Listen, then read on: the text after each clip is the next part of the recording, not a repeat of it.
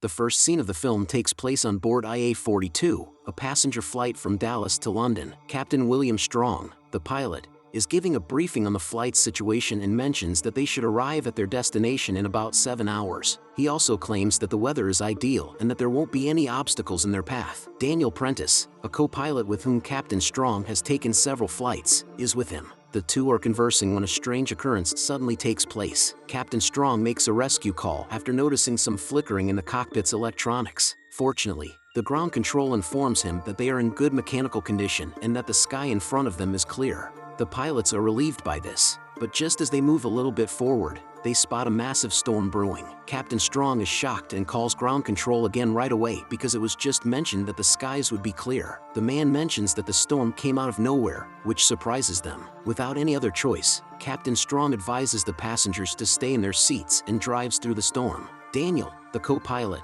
has some reservations about the plan, but the captain insists that it is the only option. Following that, both of them brace themselves through the severe turbulence as the terrified passengers scream. Fortunately, after a brief scare, the storm is past and the plane flies into clear skies. The pilots are astounded to see the skies completely dark, as if it has turned night, as the passengers sigh with relief. Additionally, every signal inside the aircraft is also lost. Currently, only the radar is operational, and there are no longer any communications with the ground control. Despite this, they keep moving forward because they believe it is just a malfunction brought on by the storm. However, they become suspicious when they are unable to detect even a single aircraft for the ensuing 30 minutes on their radar. Captain Strong makes the decision to circle the area in an attempt to spot someone. Before doing so, he makes a call to Cameron, one of the flight attendants, and requests that she tell the passengers to take their seats as they will be making a descent. The pilots in the following scene begin to descend in accordance with their plan when they suddenly become aware of something on their radar. The captain initially expresses happiness, but as soon as Daniel mentions that this isn't a typical aircraft, he begins to feel fear. They are astounded to see numerous fighter jets pounding a city in what appears to be a war. The passengers begin to panic as a result of this, but the flight attendants quickly reassure them that everything will be fine. Meanwhile, the pilots are equally astounded inside the cockpit. However, as soon as they begin to look into the situation, a number of fighter aircraft begin to circle around them. They use their radar to escape the firing line just as they are about to be attacked and once more ascend into the sky. With this, the threat is temporarily averted, but the passengers start to become more and more tense. Some of them press Cameron for information, but she reassures them coolly that everything is under control. Captain Strong decides to descend again after failing to reach anyone on the ground in the interim and realizing he doesn't know where he is. It is the intention to look around and determine their precise location. Daniel disagrees right away because he is concerned about the danger below, but he concedes when the captain says that they will soon run out of fuel. Dale and Bennett, two passengers who later turn out to be historians, think the situation is strange and decide to let the captain know. They then slip up to the cockpit and tell Captain Strong that the fighter planes they just saw aren't still being built today. Actually, they are the Luftwaffe, a Nazi-owned and run organization. When Captain Strong learns of this, he becomes furious and commands Cameron to lead the men out of the cockpit, but Bennett keeps mentioning that they have somehow time-traveled back to 1940, during World War II. Captain Strong reluctantly grants the historians 30 seconds to present their case after learning that the plane has lost all communications as well. The men then explain that there weren't many radio towers on the Western Allied front in 1940, which is why the plane isn't picking up any signals. Additionally, they mention that the plane passed through Saint-Nazaire, which was the target of a deliberate Nazi attack on the west coast of France in 1940. The captain is becoming more and more enraged by the rumors, and he believes that the historians are playing pranks on him.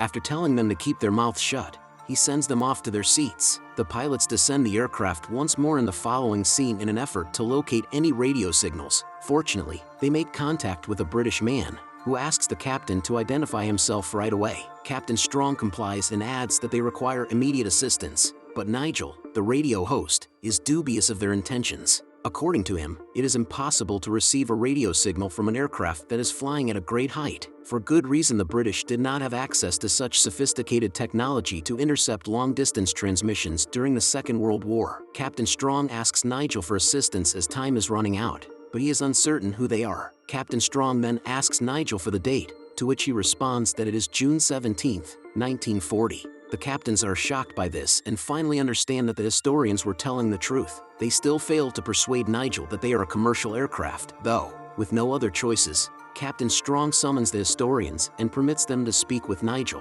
Through his inferences, Bennett determines a general location and adds that they have passed the area where the Lancastria was sunk. Nigel is surprised to hear this because the Lancastria is still in operation in his time. He then makes the decision to go see his superior to see if the men are telling the truth. A passenger inside the aircraft hears the conversation taking place in the cockpit and learns of the situation. He then makes the decision to act independently and gets out of his chair. Then he tells everyone that they are now over France and that somehow the plane has traveled back to 1940. Additionally, he mentions that Hitler's army is currently occupying the nation and suggests that everyone band together to stop him. When they hear this, the majority of the passengers begin to mock him and call him a lunatic. However, some of them decide to accompany him. As a result, the newly formed group decides to take over the cockpit and crash land, but they are stopped by a few US soldiers. A fight soon breaks out, and even the flight attendants get involved. The bad guys are fortunately restrained to their seats to prevent further disruption. In the meantime, Nigel makes contact with the pilots once more and informs them that their knowledge of the Lancastria was accurate. He also says that they were able to save many people thanks to the information.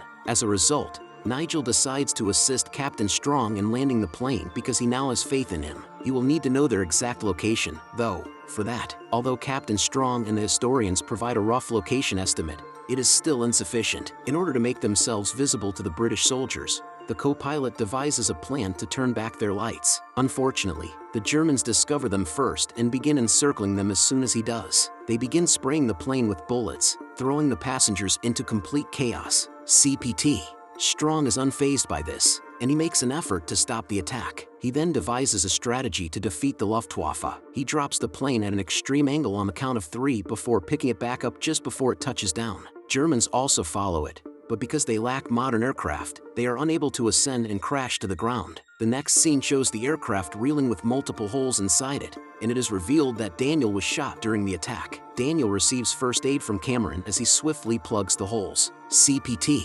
Strong then makes the decision to approach the terrified passengers. He motions for one of the flight attendants to take the wheel before leaving. He describes the entire situation there and adds that they are making every effort to land the plane. They will need some volunteers to repair the landing gear because the recent attack broke it. Everyone initially remains silent because they are so terrified, but Teresa and Hector, 2 brave passengers, soon decide to volunteer. The trio quickly descends to the aircraft's tail section and begins their investigation. Being an engineer, Teresa recognizes the issue right away and begins to resolve it. She eventually succeeds, but there is still one more difficulty. The landing gear is jammed with something. Therefore, someone will need to go down there and remove the object in order to fix it. Captain Strong, being the brave man he is, readily agrees to take a chance with his life. But Hector insisted that he do it because the captain is more important. He then carefully descends to the landing gear and corrects the issue with a hammer. Captain Strong then returns to the cockpit and descends once more to make contact with Nigel. He then states that they need assistance right away because the aircraft only has 80 minutes of fuel left.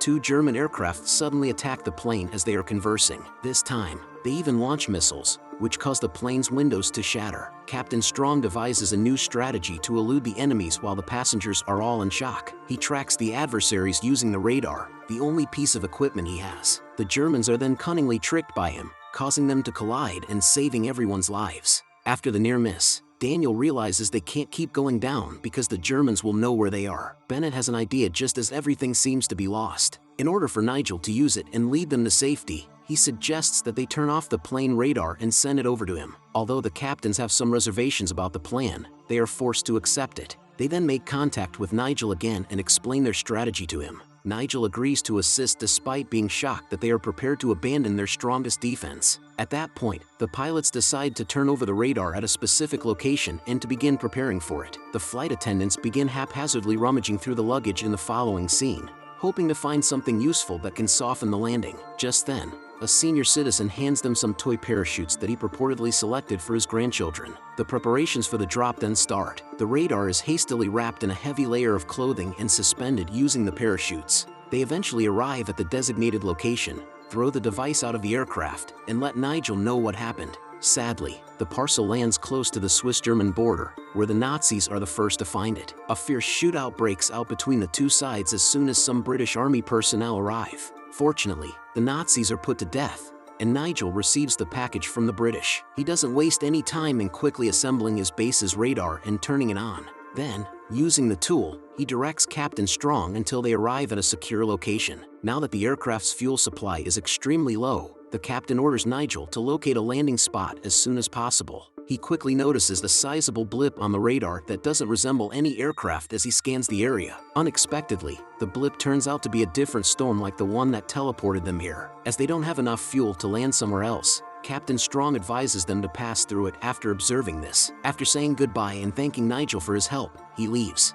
Following that, he informs the passengers that they will experience another storm and, with any luck, run into each other soon. Then, Captain Strong prepares himself before Daniel and they fly the plane into the storm. Thankfully, their strategy works, and the plane is teleported back to the present in Berlin. When they get in touch with the local ground control, they are informed that the entire runway has been cleared for their landing. After 6 hours of terror and mayhem, Flight IA-42 finally makes it to land. In the film's concluding scene, each passenger makes their way out one by one after celebrating the landing. After a while, Captain Strong exits the cockpit as well and discovers the same elderly man alone inside the aircraft. The radar system that saved Europe appears to be the working title of the book he's penning.